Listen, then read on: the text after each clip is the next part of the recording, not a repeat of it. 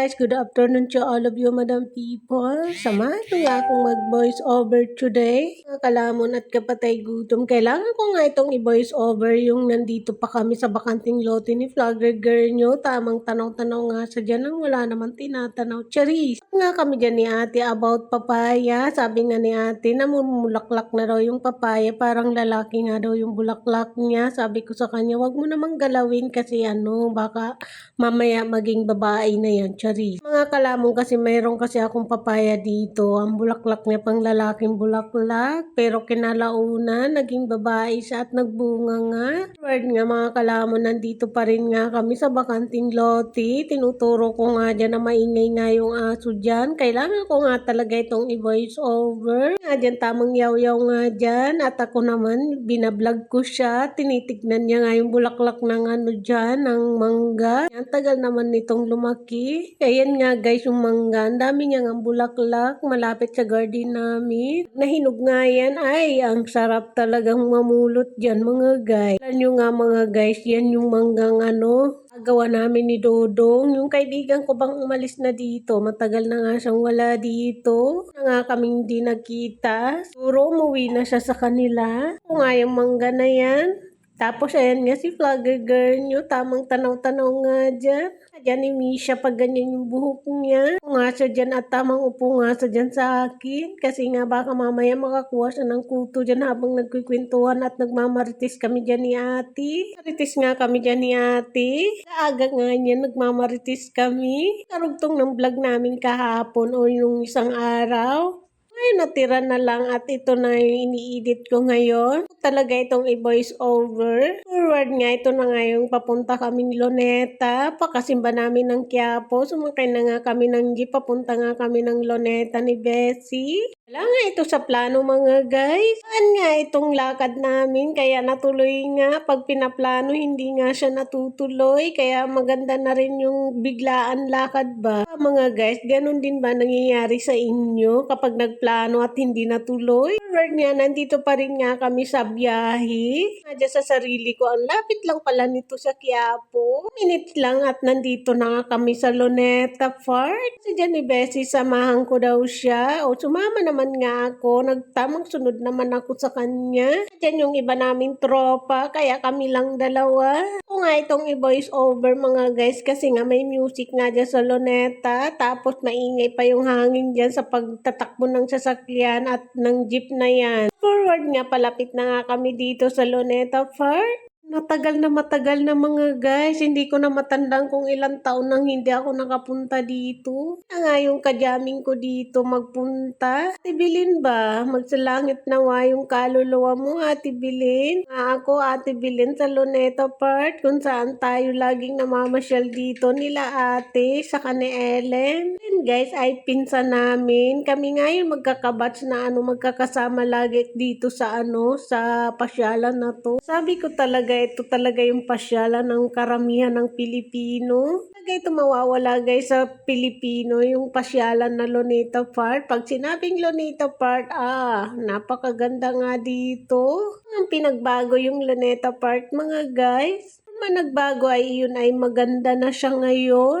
Dati mga guys, hindi pa ganito kaganda yung Luneta Park. Tamang yaw-yaw nga ako sa inyo habang nasa biyahe nga kami dyan ni Bessie. Nga kami dyan sa Luneta Park. Yung moment that true at bababa na nga kami ng jeep niya. Halos sakay yung jeep na sinakyan namin. Kami lang at ilan lang ba yung sakay niya. Forward nga, nandito pa rin nga kami sa jeep na to at palapit na kami ng palapit. Namimilipit na rin ako ng namimilipit yung dila ko mga guys, kaya pagpasinsahan nyo na nga ako dito mga guys. Pa nga dyan nakapag-follow sa aming feed, kaya naman paki-like and subscribe para laging updated ka sa aming mga vlog ni vlogger girl nyo.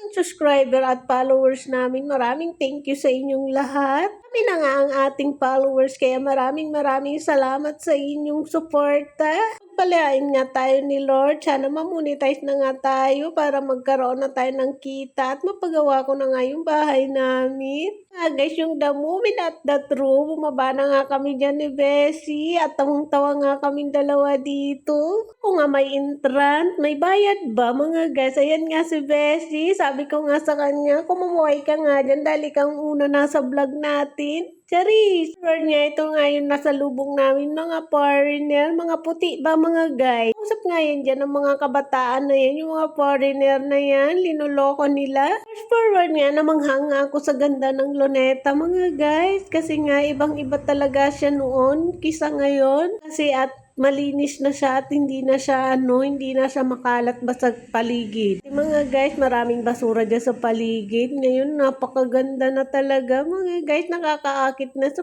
turista. Bawat kanto ba mga guys, may mga basurahan na siya, organized na nga siya. Kasi wala tapon dito, tapon doon. Pero ngayon, napakalinis na at napakaganda.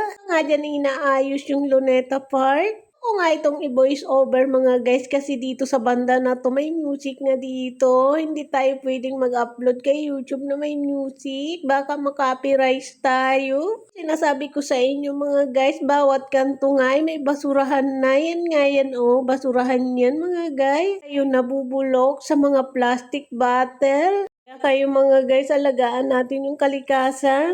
Yan yung sisingil sa atin balang araw. Kapag kalat dito, kalat doon. Ikot ko na nga kayo dyan dahil nga namanghanga ako sa ganda ng Luneta. Maraming na nga pinagbago. Akala ko walang nagbago. May nagbago naman siya mga guys.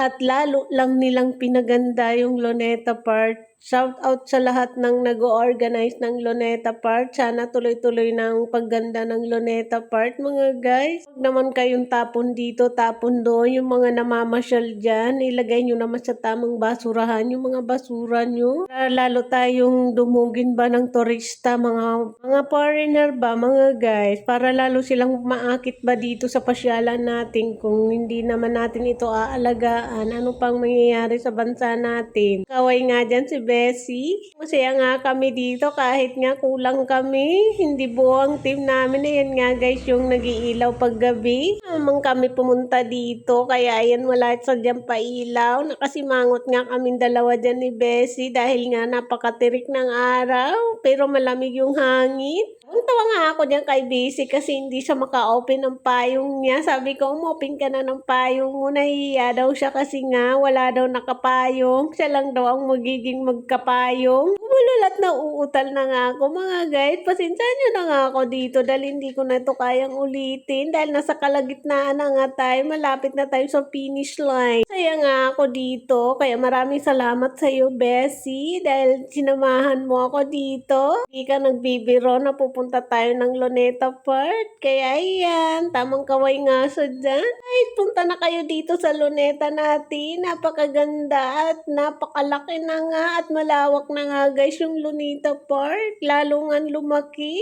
Guys, wala na nga dyan yung hinahanap kong 24/7 na security guard doon sa monumento ni Rizal.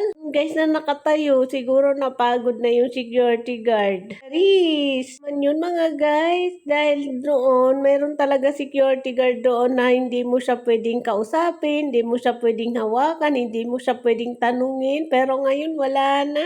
Yung mga tao dito guys sa paligid, padami nga siya ng padami kahit ganito yung tirik na tirik ang araw. Marami nga dyan mga bata, naglalaro, nagbubuling, nagpapalipad ng saranggola. Marami din namamasyal ng mga foreigner. Ako na yung nakita nyo mga guys, kaya pag-iingat pa rin kayo mga guys. So yan lang guys, marami pong salamat. Thank you so much watching. See you sa next vlog mga kalamon at kapatay gutom. Good afternoon to all of you, Madam People. Bye!